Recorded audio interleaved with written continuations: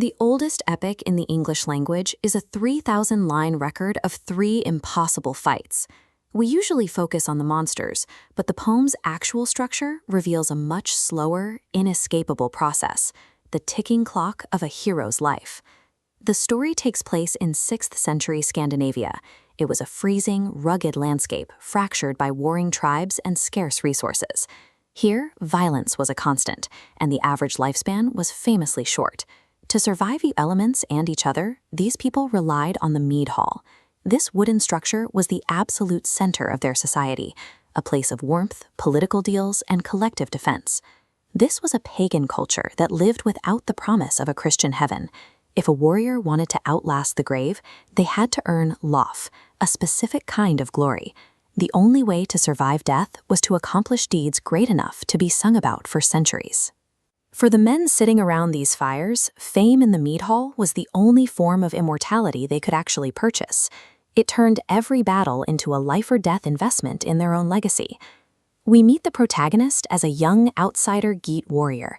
He arrives in Denmark with a small band of men, offering to save the Danes from a monster named Grendel that has been raiding their hall for 12 years.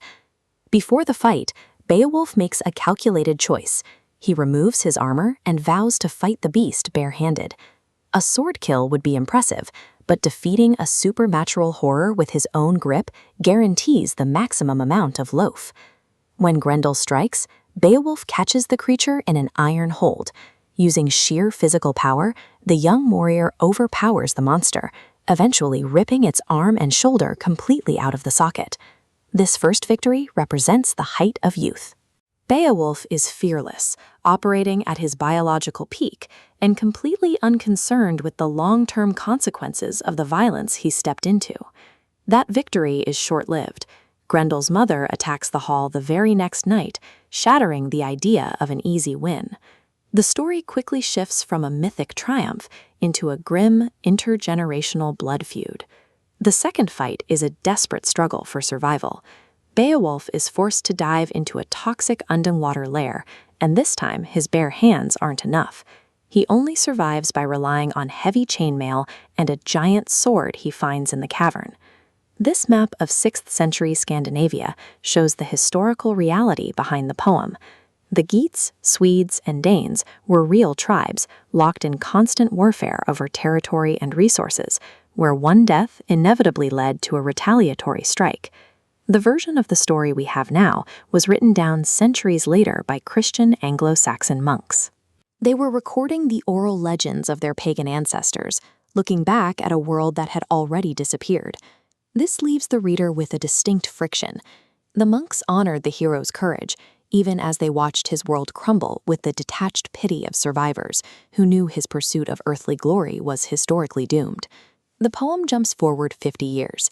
Beowulf is an aging king, and a slave awakens a dragon by stealing a golden cup. The beast begins a campaign of fire, ravaging the Geatish countryside. Beowulf's physical strength is gone, but the warrior code remains. He marches out to face the dragon alone, attempting to perform the same heroic feats that earned him fame 5 decades earlier. But the heroic society has decayed along with its king. When the dragon breathes fire, Beowulf's warriors flee into the woods. Only his young relative, Wiglaf, stays behind to help him deliver the fatal blow. Together, they kill the dragon, but Beowulf is mortally wounded. The battle proves that no amount of courage can compensate for the eventual breakdown of the human body.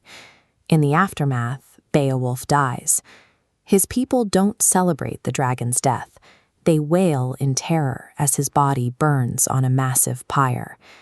Their panic is rooted in geography. Without their legendary king to protect them, the Geats are defenseless. They know the surrounding tribes will soon realize the king is dead and move in to erase them from the map. They build a barrow by the sea to enter the king, a practice reflected in actual 6th century archaeological sites like this ship burial. The dragon's hoard is buried right back into the earth with Beowulf.